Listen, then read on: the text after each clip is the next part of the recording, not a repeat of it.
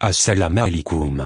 Depuis ce vendredi 11 janvier 2018 terrifiant, la jeune Kola Noman, une collégienne musulmane de Toronto, redoute d'emprunter à nouveau le chemin de l'école qui, d'ordinaire, était pavé de petits cailloux et non de danger, restant traumatisée par celui qui a surgi brusquement sur sa route ce matin-là, à seulement quelques mètres de son établissement scolaire Pauline Johnson.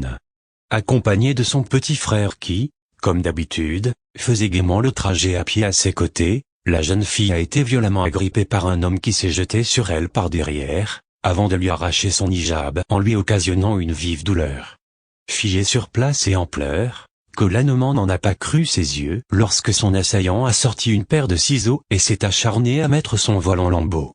Je me sentais terriblement confuse, effrayée, terrifiée, a confié péniblement la jeune fille devant les journalistes locaux, qui étaient venus nombreux recueillir sa version des faits, lors d'une conférence de presse organisée dans son école.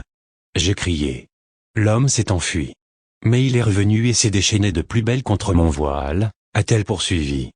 Puisant en elle la force d'interpeller directement son agresseur en fuite, qui a la police de Toronto à ses trousses, elle lui a lancé la voix étranglée par l'émotion, « Ce que vous faites est très mal, vous devriez arrêter de faire cela.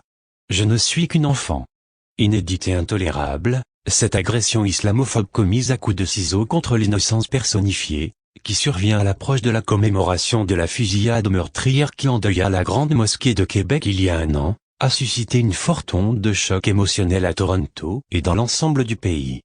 De John Tory, le maire de la cité phare de l'Ontario qui s'est dit choqué et affligé, martelant avec force qu'aucun enfant ne devrait avoir peur d'aller à l'école à Toronto à cause de ce qu'il porte, à Kathleen Wynne, la première ministre de la province, qui a laissé éclater son indignation devant cet acte lâche de haine, la consternation est générale et a gagné le sommet du pouvoir canadien. Justin Trudeau, le premier ministre plein de compassion, a aussitôt réagi sur Twitter, en rappelant avec gravité que le pays de l'érable est une terre d'accueil, hospitalière et tolérante.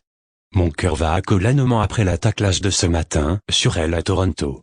Le Canada est un pays ouvert et accueillant, et des incidents comme celui-ci ne peuvent être tolérés, a-t-il écrit sur Twitter. Quant à la jeune Kola Noman, elle remercie Dieu d'être aussi bien entourée dans cette épreuve, et espère que les nombreux messages de sympathie qui affluent des quatre coins du pays l'aideront à surmonter sa peur paralysante de reprendre le chemin de l'école, l'insouciance de la jeunesse en moins.